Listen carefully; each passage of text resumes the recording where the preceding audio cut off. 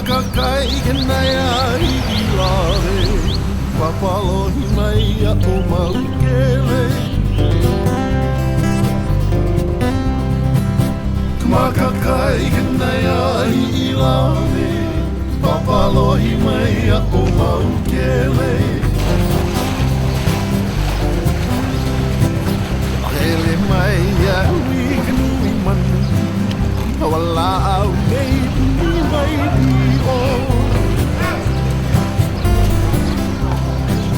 Pakele mai a hui kanui manu Hawala au nei puni mai di o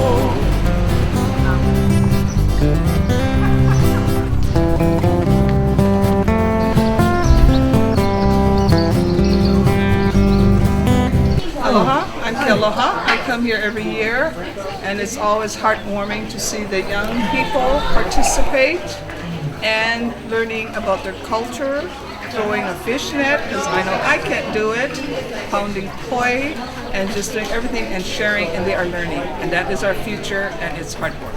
Mahalo. It's best to throw it when the waves crash over it, it creates a white water, kind of like whitewash when it crumbles. It creates a white blanket over the whole entire district and then blinds all the fish to where you can get your chance to throw it over there. What are some of the types of fish you catch? Anything that goes over the reef, like say maninis, kupipis, there'll be michaels, anything that will go wash over the reef that will be covered by the whitewash. Okay. Mullets usually, all the time. Just common fish that we always catch. Yep, something like that.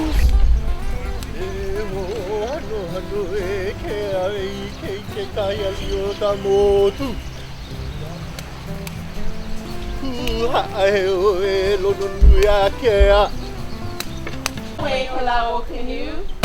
Yeah, yeah, yeah. Bakamakani, no way, Kalau, Okani. Kapua ko vale ike pula leha kama kawa kama nu ai pua lewa hangu kawa oke kahuli ikana hele. I dance with hula halau mana olana o kohala. We dance kehiko today, several dances on the beach. It was beautiful. It was beautiful. And I just waited, hung out, took pictures, and made some beautiful things. He made this lei for me. Yeah. All right. Yeah. Cool. It was a lot of fun. Met some really nice, friendly people, and had a great time. My kumu is kumu mana olana o kohala, Hope Kiave, and she's fabulous kumu. I'm just new here, 3 years. I've been dancing 2 years with her, and she takes us to sacred places, and we learn songs about it, and we make our implements and all of our things. It's just a wonderful learning experience about this Hawaiian culture. She's very wise and loving. Yes. Too. It's a wonderful way to spend your time and learn about Hawaiian culture and meet wonderful people. Thank you. Aloha. Aloha. Coco. Ai, Akilohana. Akilohana. Akilohana kalani.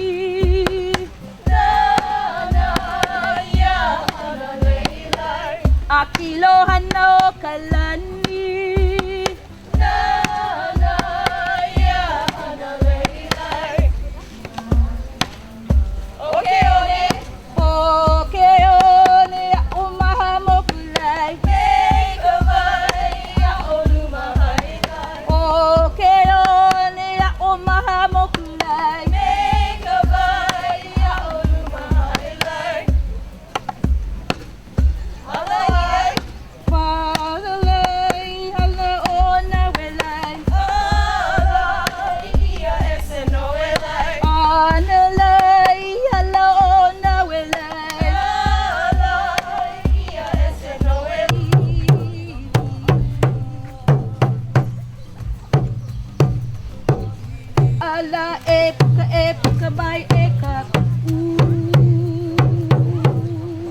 There's a lot different in taro poi as far as the pounding process goes. And once it's steamed, it has a different texture, so it mashes up a lot quicker and easier. But this finished product is pretty impressive though.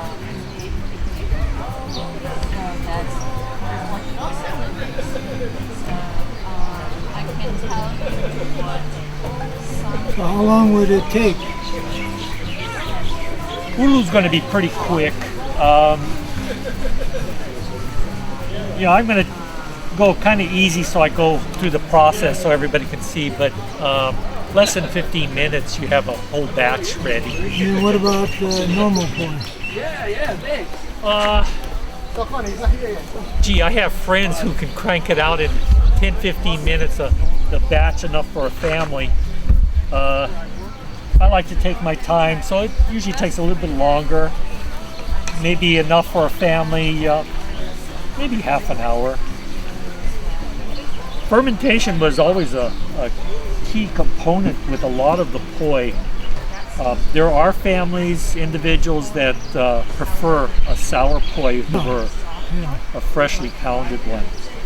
It was a really valuable experience to get to know the Hawaiian culture better and to really have a better understanding of the origins of Hawaii. It was really nice to see all of the different exhibits with the shoemaking and with the fishing and with the different forms of art and weapons and whatnot. It was really nice that you guys want to show off your culture. Thanks for putting this on. Really a good experience. Well, there's 2 leaves like this, yeah? Crisscross them on the very bottom of the leaves. And twist twice. 2 times. 1, 2. Okay? Got it? What we do is just put it on the underside of the lao, the rope. Give it 1 tie. Hang on 1 second, yeah? Let me put mine on. Air. Pull it back. Stop. Back this way. Alright? Okay, the next person come right here. Tie it up and then you pull it over. Twist it 1 time. Okay. And then the next Up and one. over. You get more material. You want to join up there? Okay. Do you double twist? Nope, not like that. Right? Okay, this will take me no 1. time at all. Yeah, see? Got it? Okay, now you're gonna come, this goes forward, come underneath, come right next to it. Now tie just an overhand knot, Yeah, really. pull Okay, tight, can go make you another leaf. It's pull coming real tight, out. See the pattern there? and then we're gonna go this way. And the next one comes down. You see the pattern how we going right here? Yeah, a little grass skirt for the fishermen. Yeah. 2 more. So, like this. And we're doing this. We're going to use the lao this afternoon at 2 o'clock. We're going to take a hukila around the bay and drive the fish all the way into the cove here. Good. And then, yeah. Anyone can drink ava. Yeah. The different varieties that were the preferred varieties. The mo'i and the hiva were the black stemmed one, like this one here is the black stem. So those were the most favored varieties, usually reserved for ceremonies or for cultivation in the chiefly areas. The taste and the quality of it was, I guess, superior to some of the lesser varieties that have more green and splotched stems. That's how you tell the variety is the stems and the veins under the leaf. Yeah, so I got my gourds for bringing the water, fresh water. And then we also use coconut water from the coconut to mix in with it as well. Helps give it a little flavor and actually enhances the potency at times. For your most desired potency, you take the root, and the root is, you can mash it. Actually, in the old days, they would just clean it, kind of grate it, and just chew it too. You actually get you absorb a lot of the enzymes that you want just by chewing it. But it's very bitter. So when you kind of grind them, mash them, and then strain them in the water, that kind of makes it a little more mild, and then you can drink it. It's a little more enjoyable that way. And usually you want a little bit of banana or sugar cane to soften the palate after, kind of sweeten the palate after you drink it. When you chew it, can be quite bitter. The drink was enjoyed on all levels of society.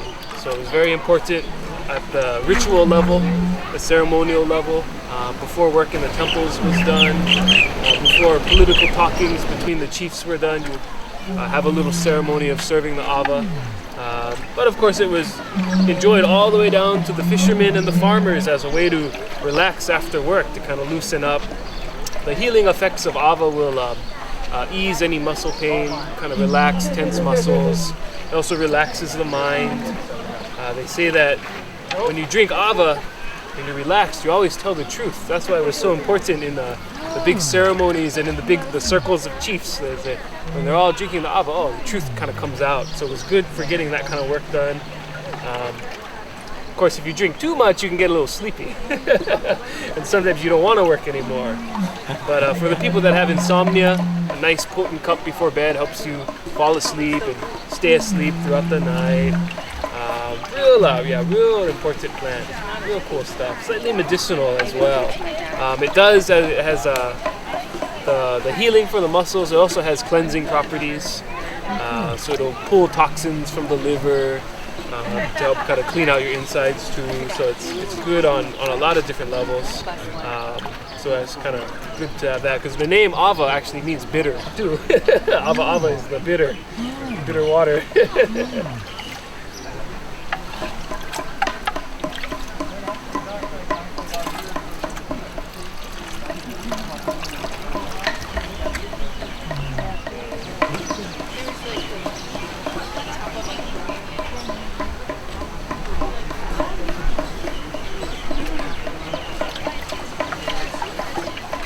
Oh, it was really fun and educational. We got to make these braids out of palm fronds. Yeah, it was really relaxing to be in the structure and just hang out. Yeah, we had some fresh sea urchin. Oh, it was great. It was amazing. Yeah. It was fresh out of the waters, and they cracked it right open in front of us. It was very great. It was, like sea butter. Tastes like sea butter. Yeah, really good. And then we made these instruments. Yeah, it's been wonderful. Yeah, we feel really lucky that we came today. Yeah, these are great. Okay, thank you very much. Good, thanks a lot. Well, there's some more modern designs, and there's some more, culturally traditional. It seems like when you look at traditional copper cloth, it's geometric, it's straight lines and triangles, and they didn't do figures like turtles or in the old days. In old Hawaii, it was used to decorate copper cloth, but similar designs were found in weaving and tattoos and decorating gourds. So some of the same triangles. Was it you that got Only Hawaii did you have full-blown block printing. They made copper cloth in lots of places in Polynesia and Pacific, and they decorated it with inks, or they dyed it sometimes. But the actual having a set of blocks that you inked up and made a big pattern all over your cloth, not painting and not flipping a string, but actually, carving the block and putting the ink on it. And they had to create them from materials they had here, native plants and plants they brought in, and charcoal from burning kukui, and mixing it. They would mix it with sometimes water, but maybe sometimes some oil, kukui oil maybe. I don't know. I'm not very knowledgeable about the dye recipes. But there are people who are rediscovering them. Okay, thank you very much. Oh, you're welcome. Okay, my name's Satyam and last name Inger. I've been to City of Refuge a few times. When the family visits, you come to the City of Refuge, etc. And you know, and when you want to like reconnect, and you got some like downtime and you just want to get quiet, City of Refuge. And today I just had a hunch that there might be something happening here. I didn't know how to put into words, and sure enough, not only was there something happening, but it's pretty exceptional. You know, when you visit a foreign country or something and you really have that experience and you sort of cherish it, you know, when you get to interact with the people in a traditional way, and you get to connect on a level that you just can't ever really maybe describe to your friends, like that's what this is like. So it's one of those times when you get to connect with the people in both a contemporary way, because they're just normal people that are living here, but also in a historic way where everybody's sort of reaching a little deeper, harmonizing. There's a lot of generosity in the air today. You feel like there's something that they want to share with you, and then everybody's eager to receive, and it's really working. And all ages is, I think, a good sign also of connecting. Children handing out the food, but then the elders helping you with the crafts. It really works on all levels. So I've enjoyed every minute, and I'm looking forward to bringing my friends back here next year. I just lucked into it. The cultural events that I enjoyed the most were probably the ones that I can share with others later. So for example, making the tea lei, I mean, I've always wanted to do that. So now I can share that with people, like when they come to town, I know how to do that now.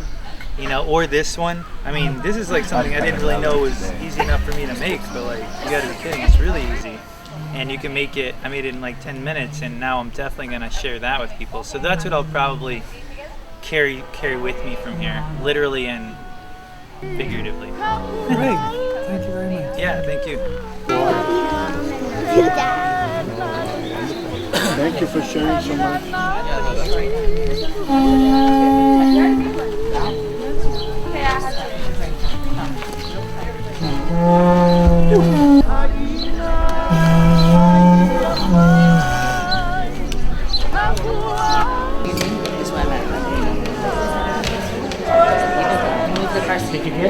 Well, yeah, I might have to drop off the numbers. It ripped again. They were used for everything you can think of, from an ossuary to a poi bowl, and anything in between.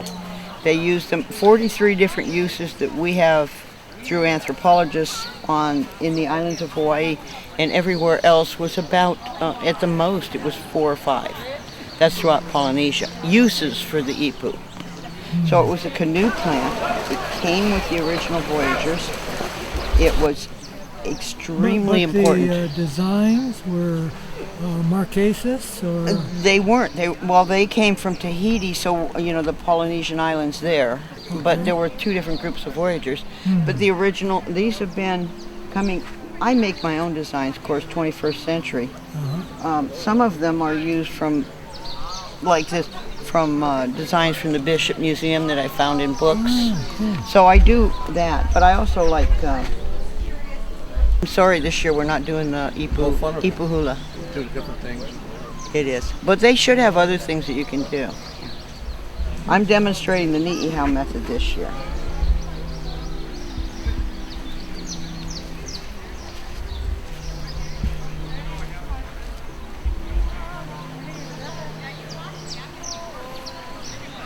I usually just put my design onto it lightly and kind of get an idea where I'm going with the pattern. The gourd dictates it, the ipu. Now there's different seeds. There's seeds that people use and grow that are from mainland, and they're much thicker. They're a much thicker piece of fruit. Like this is a gourd from Arizona, and you can see it's very thick, as compared to the seeds that are from Polynesia or Hawaii. And there's a distinct difference in the seeds. They have a personality. They have a little split down the side on the Polynesian seeds.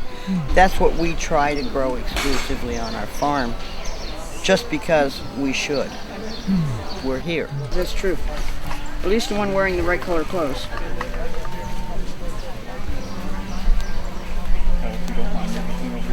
not at all.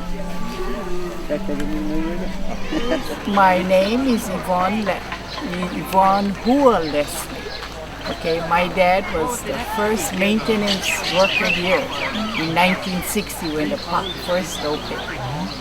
And I've been living I live right across the bay and until age 18, and then we moved Malta. And then, so how long have you been participating in this festival? Almost all my life. I started coming here in 1986 from the mainland, and we've been trainers and consultants that have worked all over the world, but we realized that the place that we had fallen in love with and just came back to again and again was the Big Island, and specifically Kona. And so about a year and a half ago, we built an off-grid solar bamboo home up on Napa Pool Road, so we're just 5 miles from here. And this is our second time at this festival, and we like it a lot because it celebrates the Hawaiian culture and the kind of the sacred places here. And for us, because living here is different than visiting here, you develop some sense of why this is important to local people and why we should be more respectful of places and the stories. I always enjoy tasting food. Food is good, and most especially the hula. That's a very special thing that I always feel very privileged to watch and enjoy and learn a little bit more about every time we come. I like seeing the boys throw on the nets. I like the idea that people keep alive their traditions. So seeing the hukilau and kind of fishing traditions. Kapa actually comes from this tree right here. It's called the woke, or the paper mulberry tree. So we use just the bark from it. So we'll scrape the outer bark, and then we'll strip the inner bark, which is, you can see like right over there. It's kind of a lot whiter on the inside. And then we'll peel off the bark and use that. So what we'll do is we'll get salt water, and then we'll ferment it for about 3 weeks before we actually work with it.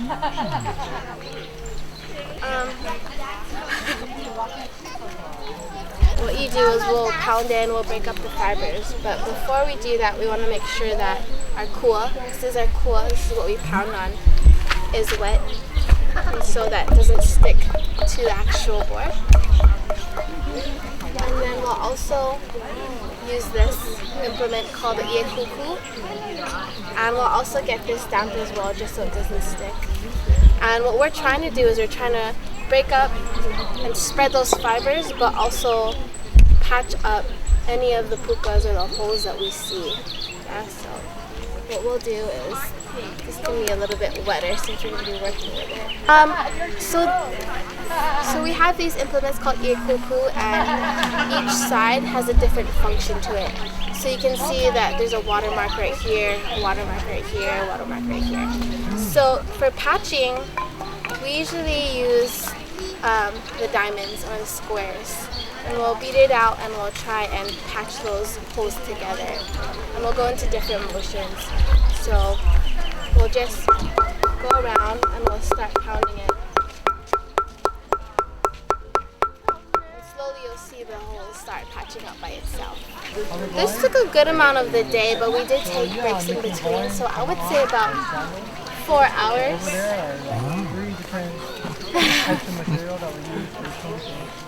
So after we get it to a point where it's the length that we want it to, it's patched up, it's consistent, we'll let it dry out, and then we'll go through a softening process.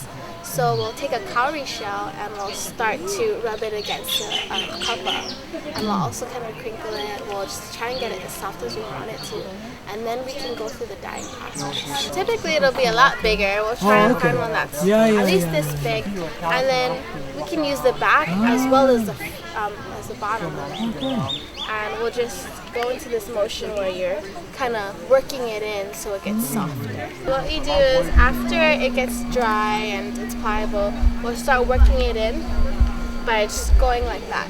we'll just take the back, or we'll take the front, and we'll start to go in a circular motion. And then we'll get to the consistency that we want, the softness. We have a finished product actually right here, and you can tell this one's a lot whiter than these ones. And when you work with it in the sun, it actually bleaches up a lot more whiter than it is. But the whiteness also depends on the time that you pick the tree. So typically, it takes about 18 months for a wauke to grow into the maturity that we want it. And we kind of want it about this big. This would be like ideal for a good piece of white kapa. And so we'll go through that same process that I explained, and after the pounding, it'll typically look this white. So these served as a lot of different functions. It was used for clothing, blankets. It was even used for the sails for the wa'a. The thing that was really fascinating to me was the fish herding exhibition, where all the people got together and had a rope tied with the tea leaves and herded all the fish into the lagoon, and then that was really interesting to me. That's the tar that comes out when we made these tea leaf waves, and then after that we went out to see bring all of the yellow fish. And they sang and did the chant with the village members and guests. And we got these All right. instruments. So what'd you think of today? Well, it was really fun. I liked it a lot. It was exciting. It was new because this is our first time at Hawaii, so Cool. it's really interesting. Yeah. What was interesting? Well, like we learned how to make these for the first time, and that was really fun. Learning all the trades. And we learned about like different clothes they wore and tons of stuff like that. Yeah. Did they wear different clothes? Yeah. Yes. We need to get Mackie an outfit that you have on. No. Yes, exactly. Mackie wants one of those. No, yes. I don't. I do not. My favorite part, we're meeting all the wonderful people. Yeah. Hawaiian people and the culture. Here, here. They're very friendly and kind and heartful and soulful. And we're grateful. Great.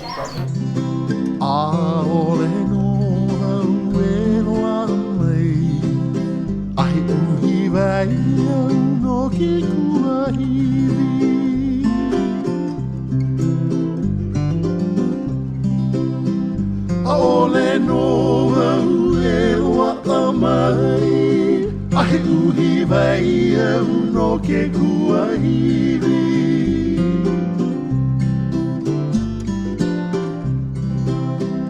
Hei wa au na makua ai le ia i na ke kufuna